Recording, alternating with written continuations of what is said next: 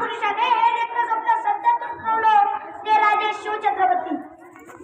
त्या वारंवारानं या छाव्यानं हे स्वराज्य स्वतःच्या खात्यावर जे लप पुढे नेलं वेप्रसंगी प्राणही गमावलं असे स्वाभिमानी धर्मरक्षक शिवपुत्र संभाजीराजे.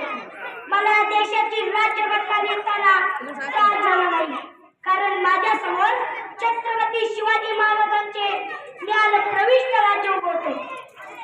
असं म्हणणारे भारतीय राज्यघटनेचे शिल्पकार भारत सरकार डॉक्टर बाबासाहेब आंबेडकर या दोन महामानवांना आपल्या सर्वांच्या जोरदार टाळ्यांच्या गजरामध्ये अभिवादन करूया. नमस्कार.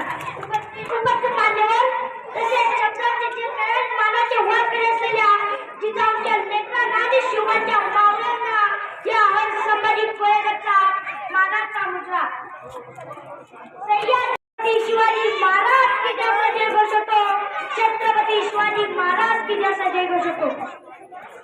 आजचे 95 वर्षानंतर सुद्धा छत्रपती शिवाजी महाराज हे नाव घेतलं की आमचं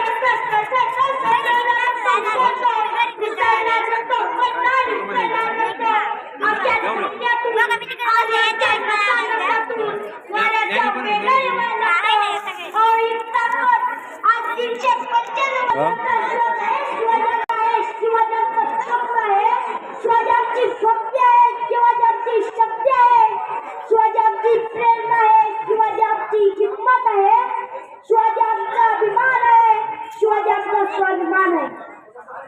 म्हणून त्या माणसाला तिचे 95 वर्षानंतरही आपण विसरू शकत नाही. ही ताकद आहे या माणसामध्ये. अत्याचार आणि जुलमाने भरला होता तो काळ. शिवजन्मापूर्वी कसे होते या महाराष्ट्राचे हाल हरवला होता मातृभूमीचा हसरा सजरा साथ जनतेच्या जीवनाभोवती फिरत होते मृत्यूचे फास. अशा आत्ताच जन्म झाला एका चमकत्या ताऱ्याचा. त्याने घातला होता पाया नवी स्वराज्याचा. पराक्रमाने हलवले त्याने दिल्लीच्याही तख्त. आश्चर्याने औरंगजेबही झाला होता थक्क.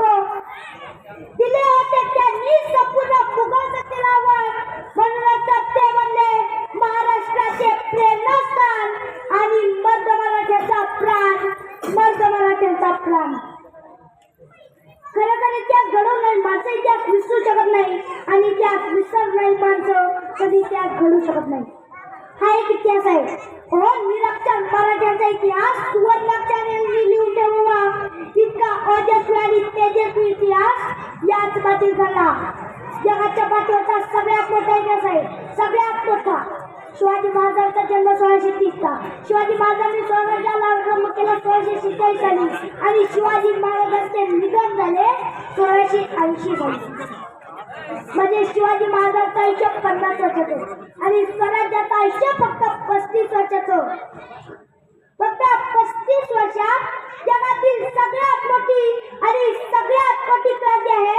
क्योंकि 35 वर्षात 750 वर्षाचं पालक पेटवणं आणि स्वतःचं सार्वभौम स्वराज्य निर्माण करणं हे जगाच्या पाठीवर कुणालाही शक्य झालं नाही. ते फक्त छत्रपती शिवाजी महाराजांनी करून दाखवलं.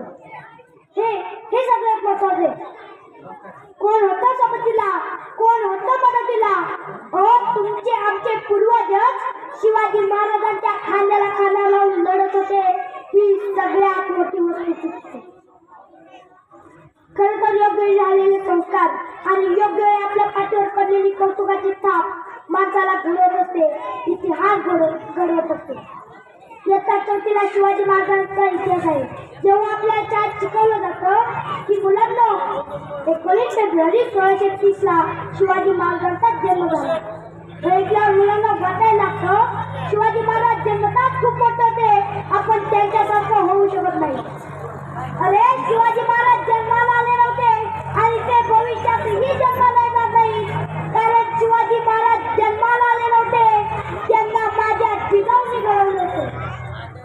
आता ते जिजाऊ मोबाईल आता जोडीचा रील बनवण्याचा प्रयत्न असतात. 9 वर्षाचे होते ते एकदा चुकून गोष्टीच्या कार्यक्रमाला गेलेले. हे जेव्हा जिजाऊला समजले तेव्हा त्यांना खूप वाईट वाटलं. पण खचून जातील त्या बासाहेब कसल्या त्या 9 वर्षाच्या बालचुबाला म्हणाल्या, राजे आपल्याला स्त्रिया नाचवायच्या नाही तर त्या वाचवायच्या आहेत। राजे तुम्ही असे स्वराज्य निर्माण कराल ना, तिथे आया बहिणीचं खूप बळकट होईल, तिथे स्त्रियांना सन्मानाने वागवलं जाईल, तिथे कोणी उपाशी मरणार नाही। कराल ना राजे तुम्ही असे स्वराज्य निर्माण? आणि या 9 वर्षाच्या मुलाने त्याला स्वराज्याचा अर्थही माहीत नव्हता, त्याने मासाहेबांच्या नजरेला नजर देऊन उत्तर दिले, हो मासाहेब, अगदी तुमच्या नजरेतील असे स्वराज्य आम्ही निर्माण करू। मित्र, हेच ते माझी जिजाऊचे संस्कार, ज्यांच्यामुळे हिंदवी स्वराज्य संस्थापक छत्रपती शिवाजीराजे या मातीत घडले आणि या उभा महाराष्ट्र एका हिंदवी स्वराज्याचे स्वप्न जगला। आताची जिजाऊ दिवसभर रिमोटात तुझ्यात जीव रंगला, कसे घडायचे ते छत्रपती शिवाजीराजे असो। खरं तर मोबाईलच्या स्क्रीनवर व्यस्त असणाऱ्या या नव्या पिढीला तुमच्या संस्काराची आणि कौतुकाची गरज आहे। तुमची आजची कौतुकाची थाप एखाद्याचं आयुष्य घडवू शकते, एवढेच नाही तर इतिहासही घडवू शकते। कदाचित तिथूनच उद्याचा एखादा शिवाजी, एखादा तानाजी, एखादा बाजी आणि यशाजी या कोयाईच्या मातीतून उभा राहील, जो उद्याचा इतिहास घडेल। नाहीतर एवढं मोठं प्रचंड साम्राज्य उभं केलं महाराजांनी कशाच्या बरोबर? काय दिलं नव्हते महाराज? हो बाबा ना, आमच्या तानाजीनं पोराचं लगीन काढलंय, पत्रिका घेऊन राजाकडे गेला। राजा रायबाच्या लग्नाला यायचं बरं का, मात्र राजाने कोंडाण्यावर राजा कोंडाण्याकडे बघता बघता तानाजीला म्हणाले, ताना कोंडाणा घ्यायचं म्हणे। तसा सर्दिशी ताना उठला, हातातल्या पत्रिका फेकल्या। राजा आधी लगीन कोणाचं मग आमच्या रायबाचं। अरे पोराचं लगीन टाकून ताना कोणाचं लगीन करायला गेला। गेला गेला गेला असा गेला की रायबाचं लगीन करायला परत आलाच नाही। मग असा प्रश्न बघतो, काय दिलं असेल महाराजांनी? का महाराज म्हणले असतील तानाजीला, ताना तेवढा कोणाला घे, मग पंचायत समितीच्या तिकीटात तुझं बघतो। काय दिलं असेल महाराजांनी? तर कौतुकाची थाप। मित्रांनो, हे स्वराज्य कुठल्या तलवारीच्या पातेवर नाही तर कौतुकाच्या थाप्यावर उभं राहिलं आहे, ही सगळ्यात मोठी वस्तुस्थिती आहे, सगळ्यात मोठी। असं म्हणलं जातं माणसाला दृष्टी दिली जाते, पण ज्या माणसाला दृष्टी असते ना तेच लोक इतिहास घडत असतात। बघा ना, माझ्या राजाला माहित होतं काय येतोय, त्यानं जर घोडे घेऊन येतोय, त्याचे 2000 पळून जरी गेले ना तरी 2000 घोडे आपल्याला मिळतात, त्यासाठी घोडे चालवले। म्हणून माझ्या राजांनी प्रशिक्षण द्यायला सुरुवात केली। त्यातला एक घोडेस्वार विचारतो, आपल्याकडे घोडे पण नाही, मग तुम्ही प्रशिक्षण का देत नाही? तेव्हा आमचं राजा काय म्हणतं माहितीये का, 6 महिन्यानंतर 10 नोव्हेंबरला सायंकाळी 5 वाजता तुम्हाला घोडे मिळणार आहे, बुकिंग झालेलं आहे। आणि मिळाले। केवढा आत्मविश्वास, केवढी दूरदृष्टी। माझ्या राजांचं प्रत्येक गोष्टीचं नियोजन हे आधीच करण्यात असायचं। महाराजांनी जलसंवर्धनासाठी पाण्यावर पाणी जिरवा ही संकल्पना काढली होती, धरणे बांधली होती, पण आता ज्याची आणला त्याची जिरवा हा नवीन टेक्निकल उद्योग चालू केला। तो भाग वेगळा। हो एक काळ असा होता की बोलणारा बोलायला लागला की एक वेळा पेटून बसायचा, पण आता काही इतका बदलला आहे की कुठं बोलणारा पेटला तर एक वेळा खंडत असतो। त्यामुळे बोलणाऱ्याला काय बोलावं हे कळत नाही, तर ऐकणाऱ्याला पण काय ऐकतो हे कळत नाही, तर काय ऐकणाऱ्याला आपल्याला काहीच कळत नाही, हेच कळत नाही। त्यामुळे आणखी घोळत असतो। मित्रांनो, आपल्यातूनच उद्याचं नवं विश्व तयार होणार आहे आणि या नव्या विश्वाचे शिलेदार म्हणून आपलं नाव बनवलं जाणार आहे, हे आधी आपण लक्षात घेतलं पाहिजे। शिवाजी महाराजांनी आपले संपूर्ण आयुष्य प्रजेच्या कल्याणासाठी वाहिले। त्यांनी प्रजेवर हल्ले अत्याचार करण्याचा चोख बंदोबस्त